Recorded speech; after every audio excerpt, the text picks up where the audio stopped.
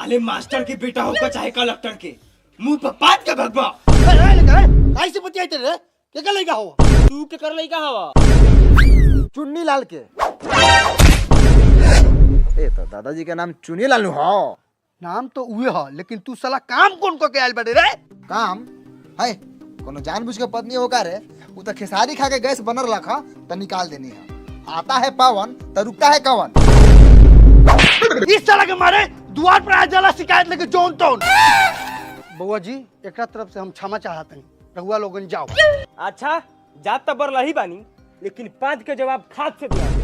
टटका गु हाथ से उठा के मुंह पर छीटा। ए चल सरे। प्रणाम साहब। प्रणाम प्रणाम। का समाचार बा दीनानाथ जी? का समाचार बताई मार साहब? रउए लेखन एगो तेगला लइका पैदा ले बा। जहाँ तहीं झगड़ा करत फिरता, उहे एगोरा दूरा पर आए लखा ओरहन लेके तो उहे फरिया के आवता। अच्छा अच्छा, कहे कर लखा दीनानाथ जी, राहुल लइका के ट्यूशन पढ़ले रहनी, ओ हिसाब में के 3 रुपया रह गेले रहे, अभी ले ना देलो। ए मुंह मारो तोहर 3 गो रुपया की कितना नंबर से टान ले ला। इतना नंबर देला के बाद में तोहर 3 गो रुपया पचा लेम का? पचा ले हम का चुप तो भला आदमी, लेकिन पैसा दे दा न तो मारम घींच के फट पेट पर, बस लूंगी में हक देबा। ऐसे मत बतियाओ। एगो तो 8 न 10 साल हो गला, उ पछते बा, अब बचावे के बात करत ना। चुपचाप भला आदमी लेकर घरे 3 रुपया पहुंचा देम, न तो निमन से बचा हो जाए। ए चिल्लाऊ मत, राव 3 गो सिक्का लेके राउंड माथा पर चपका दे। पहले संभालू है अपन झटू करन बेटा के। साला बनल बाप के बिगड़ल बेटा। बाबूजी लुंगिया खोली के डाढ़ में से। ए हट साला, जाके छतल लियाओ, जा स्कूल पढ़ावे। ले आओ तनी।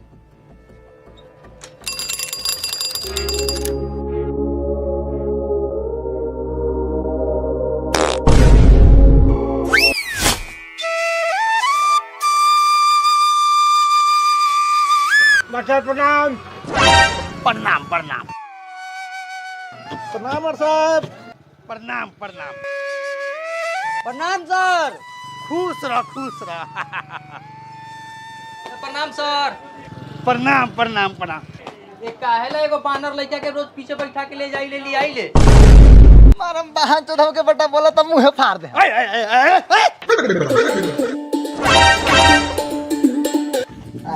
बाबूजी 5 रुपया देना, लिट्टी खा के पानी पी, भूख लागल बा। 5 रुपया क्या कर दे? 5 रुपया घरे आटा चावल बढ़ले बा, साग सब्जी भेजिए देले पानी, होली को होली मीट आइए जाला, तो क्या करबो उतना पैसा? आज तक ले हमरा के देखे बा चौक बाजार पे 1 रुपया के बोरी खाते हुए।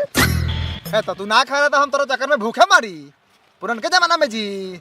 जमाना के बात करत रे बबू, अभी तू साइकिल में बैठल बड़े, हमरा जमाना में साइकिल देखौला ना मिले। हां इतना केकरा ना करिले, तोरे ला नु। तो काहेला करत रहा? हम तोरा कहिले पैसा बचावो, हम तो कहत नहीं सारा धन दौलत लुटा दो, भले बाद में भीख मांगे खाए। ए चुपचाप बैठ, ऐठ मत। 5 रुपया खा के आखिर होगी देबे। हां 5 रुपया बच रही तो कुछ सामान अड़ जाए। ए ए ए ए मुकरिया हो जाए। ए आओ जल्दी 1 रुपया सिक्का मत देबो। बैठ। अरे बटवा आहा हे ने आने रे साला के टंगड़िया धके फाड़ देवा तानी। ताकत आजमावे के तो हमरा से ना आजमाओ। हो गेल भाल्टू भाई, हो गेल भाल्टू भाई। अजमाइम नु रे साला, अभियो काम नहीं की, खाली बाबू के बहरा से आवे दे, ओकरा बाद ढिट्टा मुंह में मुतम। बोले तो भाल्टू भाई, बोले तो लइका बा। ए तैसे लइके के हम 4 बेर गार लीले। बतावता है तीजू के लइके जात के तीनों भाई मिलके मरला का, तो हुआ काहेला रे? साला के खेत में तैके सनी अगदिन ओइला मरलक ह। साले अपन बिगहा के बिगहा खेत छोड़ के हमरा खेत में जानबूझ के हो गया वाला। वो लो या मुरई के जाए दे खाए वाला सामान में जे सरवा होगी ओकरा घर में अपने कोड़ी फूटी। हम बेटा के जहां मन करी हुआ आगी। अभी तक खाली तोरा खेते में आगले बा, तनी एने आने जो केगा पटक के तोरा मुंह में आगवा दे तनी। ए जो जाके हक चाहे मुत, हमर अपने ना तो भैंस तू आइल बा। का हो फालतू भाई, कितना बढ़िया राहुल लइका के ट्यूशन पढ़ावता नहीं, तो छोड़ा दलो, तो के लगन बढ़िया से बानर भेल बा। पढ़त ना बा ता काजे बा, वो बढ़िया मास्टर थे। तोरा लेखन 6 मास्टर से पढ़वा के 8 ना 4 ना लदुरा पर के माटी करवावे जाए। काहे लेखा बोलता रहो? 8 ना 4 ना पैसा ना हो का लइका। लाड़ बीच में खुद खत खइले बारा। बाबूजी पैसा बाकी हो का एकरा लगे? कहना अभी उसे लेता नहीं गार फाड़ के।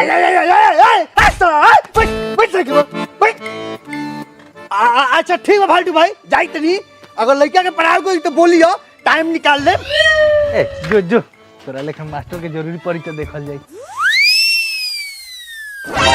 मारम सर हूँ तोरा के कहियो अकेला में बेटा। हट साला, एक दिन में कई गो झगड़ा करबे रे साला।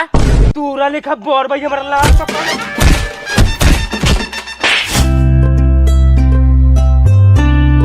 प्रणाम सर। खुश रहो। रे उहे छौड़ा हका रे जेकरा के मार के हमनी उखुआ छीन ले रही सा। हाँ उहे सर बाबा।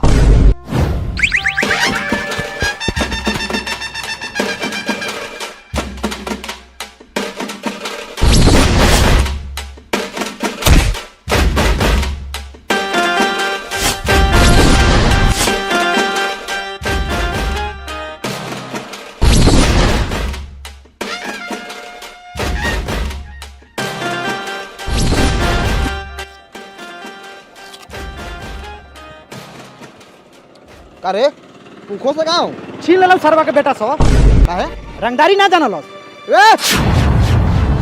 हाय उखुआ सा तू खींच ले हा कि सैयार के काना पर रख ले बारे। तो तू ही खींच ले हता का खाए वाला सामान लगा छीन लेनी है। मने खाए वाला सामान है तो लोग के अगारू में से खाना छीन लेबे। तोरा गारू में से ना छीन लहुआ, तोरा पिछाड़ू से छीन लहुआ। काहे ला मजाक कर ले बारे। ला हम तोहर बहन होई नहीं खियाऊ। हेलो हमू तोर सार नहीं खियाऊ बाप बनियाऊ।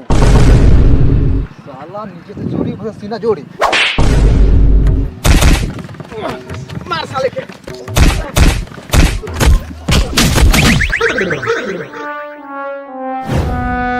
करे साला उधर मार के तो खुआ छीन ले, अब हम मार के साइकिल में छीन ली। ऐसा ही छीन लेबे का खाए पिए वाला सामान रही तो छीन लेनी। हमनियो खाए पिए वाला सामान ले हम तो तू छीन लिए, नोटी छोड़।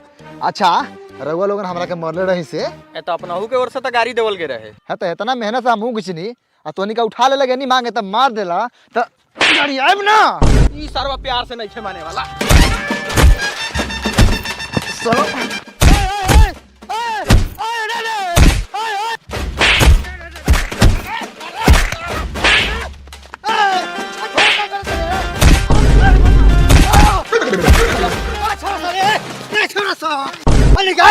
सर जी रउआ बेटा के मुंह में पहले लार धासी। आप साला तोहरा घर जाके तोहरा बाप के मुंह में लार हमर बाबूजी धसी है। हम ऐसा नहीं कर सकत, हम मास्टर हई। हाँ तो कहते बने दोनों घर मुंह में मुंह देता चुपचाप मौका लेकिन तमाशा देखा। ना मन में सो ना। अच्छा रुक, हम जानते नहीं हम बेटा अनपढ़ बा तो उन्हीं को स्कूल में से नाम काट के हटा देता नहीं। सर तुमको गलती नहीं है, आप ही का बेटा दोगला चौथ बस सरवा। गलती है नहीं के अगर याद तेरा लोग साले सब आई देता रहा। हम ट्रैक्टर पे से खींचे फेंकता नहीं है तो साला से उठा ले आगे नहीं मांगे तो मरबो के लोग ज्यादा मर लवा का 20-25 फीट मरबे कलवा। 20-25 फीट हई छाता लोग था बंद करके गाड़ में घुसा देबो अंदर खोल देबो बस बैंक लेके फूल जाबे। चल साइकिल में चल। अरे स्कूल कौन में आओ तेरे सब दूध देने का थे नहा के आ रहे हैं। आ जल्दी।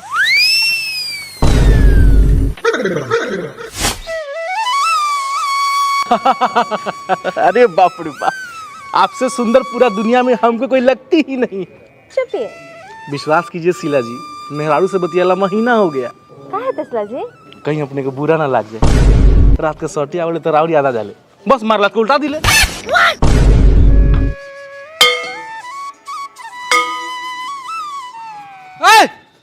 समझदारी है कि नहीं तसला जी? एगो तो दिन पर दिन लड़का स्कूल में कम होते जा रहा है और यहाँ बैठ के किसर कर रहे हैं। ज्यादा बताइएगा आप। हाँ बतियाएंगे। बताइएगा। हाँ महीना देते हैं तो बतियाएगा करेंगे। बताइएगा आप। हाँ बतियाएंगे। बताइए बताइए बैठ के मैडम से, हम जा रहे हैं क्लास करने।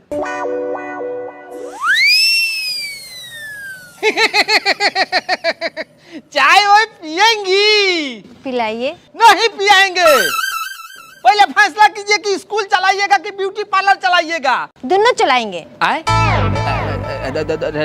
ठीक है दोनों चलाइए, लेकिन तंका स्कूलों पर ध्यान दीजिए। आपको रखे काहेला है कि आपका शकल देख के 2-4 गो जौर जवान लड़का सा आएगा तो आप तो खाली मास्टर से सटे रहते हैं। लड़का से सटे रहिए नीमन तरीका से।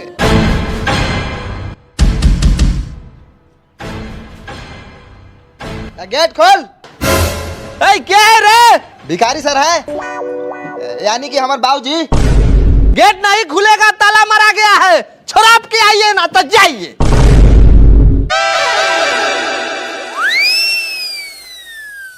अरे बाप रे बाप देख तोरा माथा से हमर बाजा दबाइल बा बतिया बजा दे तोरा बाजा से हमार माथा खुद जताइल बा बाजा का प्रश्न कहना कहा उतरे मरते और फेंक जल्दी ऊपर माथा दुखाता दाब तलक बजा हरी बाप रे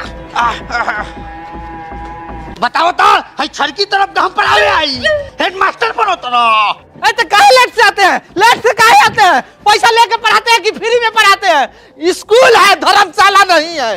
रे बोंगरा तू बेसी बतियाएगा हमारे रिश्तेदार का 2-4 गो लड़का इसमें पढ़ता है तब स्कूल चलता है जया बाबूजी स्कूलों में पढ़ाओ छोड़ियन तो ये से तो लागी स्कूल में ऑर्केस्ट्रा नाचे आए? बाकी भिखारी जी टाइम से आया कीजिए, टाइम से कुटाइम हो जा रहा है, ऐसे कैसे चलेगा? जाइए क्लास में जाइए, ऐसे धर्म करम चलने वाला नहीं है। बांगुर जी जी महीना लागे में अभी 10 दिन बाकी बा हाँ हाँ 12 के लागी। हाँ तो कहे के रलख पिछला हिस्सा में के 2 रुपए रह गए रहे देना दिहू हे महाराज 2 रुपए ला रहुआ 3 बेर टोक देनी छेछरा बानी का शरम ना लागेला। तो रहुआ कौन ठीक बानी कि 2 रुपए कितना दिन से रखले बानी काहे ना जता रे हे तू मास्टर से हेंग बतू बे कान तो मास्टर बोलो तो पढ़े लो कर हम पढ़े वाला लड़का है अरे शीला जी जिंदगी भर तो पढ़ाना ही है, चलिए आपका राजगीर घुमाते हैं। अरे Sheela madam good morning I love you too. साला कहत नहीं एकरा माई पर से हमार प्यार दिने दिने कम होगल कहे जाता मतलब हमारा माई पर से प्यार एकरा दिने दिने कम होगल कहे जाता आई लव यू टू तोरा के त क्लास करेला कहले रानी हरे सरवा यहां बैठ के बारू खाने तारे रे साला भरुआ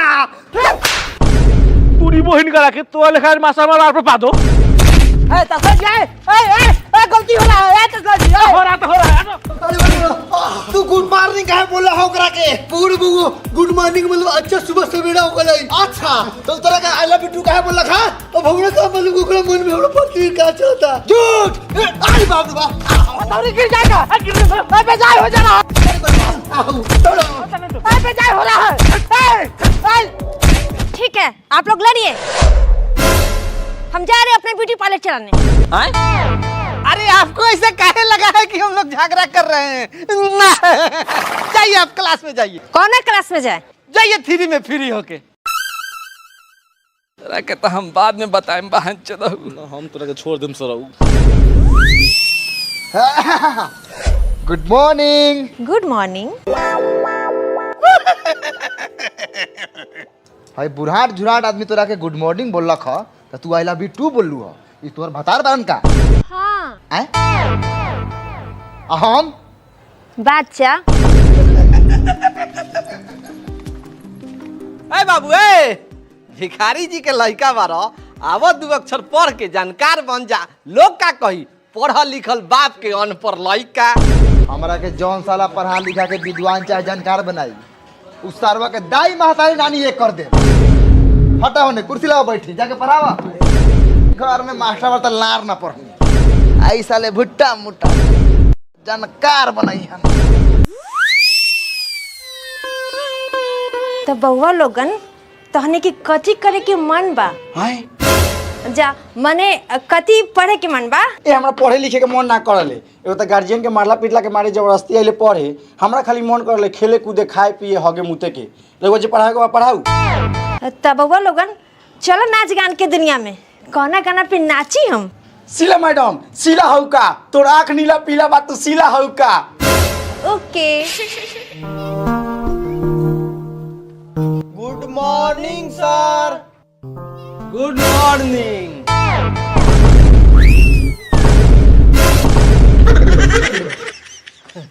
अंदर आई कि घरे जाई? घरे जाके बाप दादा के बार उखड़ब। आओ बैठा।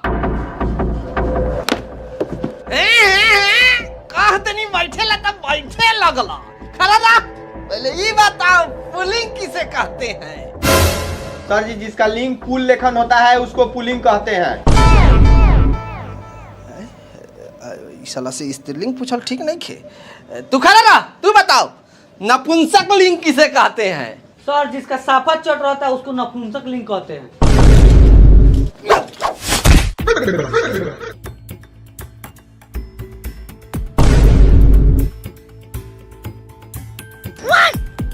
का रे हई मार्कर चला के कौन सा रो हमारा माथा मरला खरे बोलबे सा कि जाई सीधा ओकर दाई महतारी पर।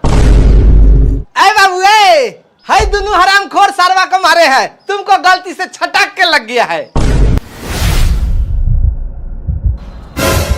देखता कपारवा फूटल बका फूटल तो ना हो, लेकिन जे तू 12 से कपार पर लिखा गेल हो। चुतिया निकाल बका। हाँ सर 12 दिन बाद धरा है, आज तो आपका टिन्ना फाड़ देंगे। प्रणाम सर, गलती सही माफ करो। बार बार तोरा के हम कहता नहीं कि हम पढ़े लिखे वाला लड़का नहीं खी, हमारा पढ़ाई लिखाई से कोनो मतलब नहीं खे, तो तू सब रह के हमरा से लड़ियात काहे बारे।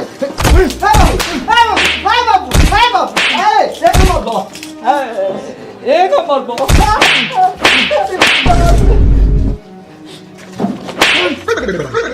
लड़ियाए बा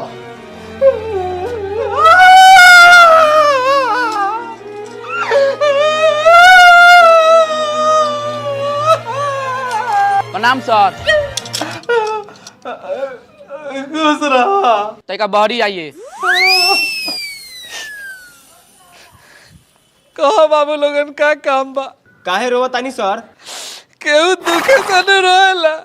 कहे के रहलक सर जी दोनों गोरा के नाम चलो ऑफिस में लिख दी। कटवावे के बा। ए कटवाओ कटवाओ, बिना मतलब के एगो स्कूल खोल के सारा लड़का संगे खेले कूदे पे आपत कैले बा। रुक रुक भिखरिया सरवा के कहता नहीं, जही 2-3 गो लड़का आवता पढ़े ओकरा के भड़कावता। भालू साले थोड़ा देर पहले हुकले रहनी है।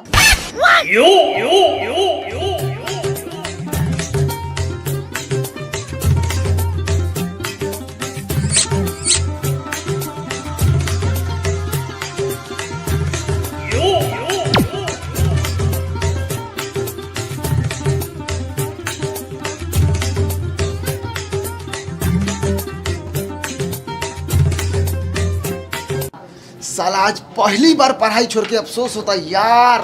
बैग साला हनी तो बेकारे चौथा क्लास में पढ़ले बानी, सब मजा तो तीसरा क्लास में बा। जिया हो सीला मैडम।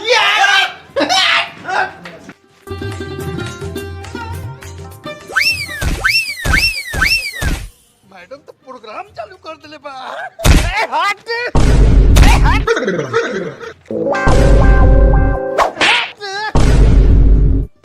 सब सरवा से बाहर निकल। भिखारी जी रउआ पहले एकरा के सेकू, अने तो रउआ अपन रास्ता देखू। हां तो हमरा ढेउआ दे के हमरा के क्लियर कर, हम ट्यूशन पढ़ाए। यहाँ ट्यूशन के बारे कमी बा। हां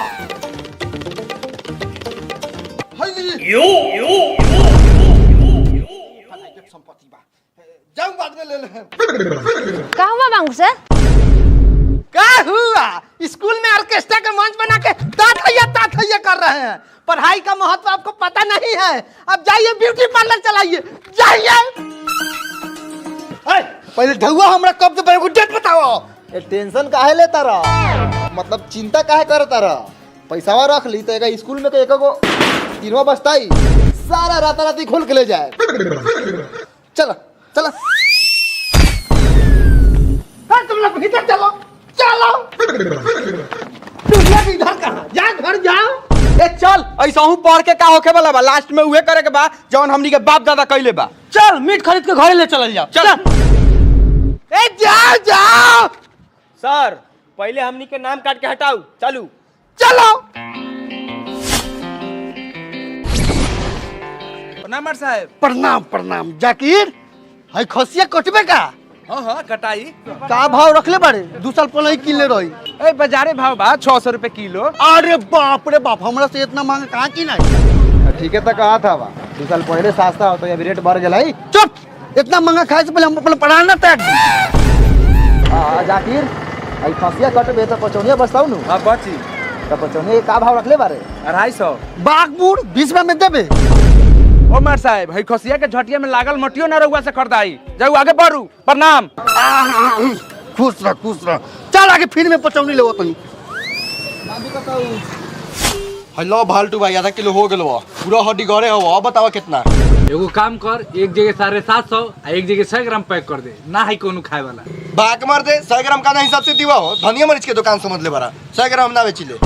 ए देवे कहू तो दे, लेकिन इतना टेरियो मत। हाई जोन मिटवा ले ले बानी वो छोड़ दे, दुकान के यहाँ कोनो कमी ना है। प्रणाम मार साहेब। बउओ मुर्गा कैसे बेचता रे? मार साहेब पैसा मास्टर बने के तो बन गेला, लेकिन बोले के लूर तो बार नहीं खे। कैसे बेचता रे? ए, गाड़मू के मीट कैसे हो? ये गाना मुंह के दुकान खोल ले बानी। बड़ल काथी रंडी लेकिन कैले बारा। ऐ छाता पकड़ा तई का एकरा के हिजे मतन सिखा दी। का रे गाड़मू शब्द कोनो खराब बोलनी है का? जे मार देले हा तई का दे, रुक जो तई का दे। तई का तो नहीं गाड़मू बोलता, गारमू अब भालटू चाहता का तू गाड़मू बोला। ए कथी हमरा से बोलवावत रे, लइका फइका सियान हो गेल बा। ए बोलना मर दे। गाड़मू। हाँ अब तू बोल गाड़मू। गारमू अब सब कोनो एक साथ बोला गाड़मू गाड़मू गाड़मू गाड़मू गाड़मू गाड़मू गाड़मू गाड़मू गाड़मू गाड़मू गाड़मू गाड़मू गाड़मू मुर्गा मुर्गा मुर्गा मुर्गा मुर्गा मुर्गा मुर्गा मुर्गा मुर्गा साले सरहु मुर्गा बोले रहनी है लेकिन घुमा के। गारमू मुर्गा गारमू मुर्गा सर्व उल्टा बोल दे रहा। ओ मार साहेब ओ काथी खोजे तानी? मार साहब हे दा पूरा भर ले बानी, एको गो नहीं छोड़ ले। माट साहेब सारा चुन के भर प्लास्टिक बनेगा सिरवा भात। अरे पूछो तो रनिया ले जाके रोला का कुतुआ लानू। मार साहेब उहे कुतवा नु जब रउआ पीछे पीछे छातवा लेके घूमेला। ए सुन ना, हमारा बारे में सोच ले लूं तो मार का मुंह से फाड़ फूड़ दे बहू, वही खाता है। मार साहेब आय आय आय आय ओ मार साहब घर चल के अपने मेहरारू के समझावत रखी ना तो सारा चस्कल छोड़ा दे। हम हमने मतारी से छी छी किचाइन कैले हवा। चल चल चल चल चल भोसरी इज्जत खराब कर दी। ए आराम से चला, माई हमर कमजोर बका, दू चार मुट्ठा झोंटा तो जरूर नोचले होई। ए चल चल चल चल चल चल चल जल्दी। रे सौतनिया तोर भतार मास्टर हो दका हमरा घर के खर्ची चलावे वाला हूं। हमर भतार ठेले चला के 3-4 गो मेला लगैले बा। रे हमरा चला के भतरा के छिनरी माउगी। हमर भतार के जने तने शिकायत काहे करबे रे हारी? रे तिल बिखनी माथा में के चमकुन ढील तोर भतार हमरा घर में जलाऊ तो हमरा के देख के साइकिल के घंटी काहेला मारेला निपुतरा। तोहर ढील फुलावेला हमारा मारदा से मिल गेलू तो तोरा देख के गर्दन उड़ा दे तो राम दो। रे बाबू अपने पापा के बारे में बता दही। ए सुने ना चाची, नहीं की बोला त मौका मत बुझियो। हम पापा ठेला नु चलावलन, एक बार मिलबू नु त हमरा लेखन लड़का के तोरा घर में मेला लगा दी। रे निपुतरा रे भड़ुआ रे छिनरा तू अपना कौवा हकनी लेखन मेहरारू के समझा। मास्टर के मेहरारू के लुग्गा खोल के नाचे तारीन। रे भोसरी अनपढ़ बाप के बुड़बक बेटी, हाँ दहिया लागल बनी 2 रुपया कमाए में, आ तू भोसरो यहाँ लुगा खोल के नाचे नहीं को जाना होत। जल्दी घर में जो न तो यहाँ खड़े खड़े तिलाक दे दे। रे बबुआ सा जो आ जाके घीठे मुंह में मुदाई भरी बाबा की, अगर बीच में बोले आम तो हमार बेटा ऊपर पड़ जाई। का मार साहब काहेला बड़ी दिन के दिन में दूरा पे माजरा लगैले बानी। रउआ सभी लोगन के हमरा तरफ से हैप्पी न्यू ईयर। भैया तोहरो के हैप्पी न्यूर। आए happy new happy new year happy new चाची जाय द माई हमर बुड़बक बा, रउओ के हैप्पी न्यूर। सब केहू निहुरते बा त रउओ निहुर जाऊ का पापा? चुप साला, हैप्पी न्यू ईयर। अरे बाप रे बाप बबुआ सारे इनी पुत्रा हमरा के निहुरे ला कहता मार के खूनी पर काव चढ़वा के।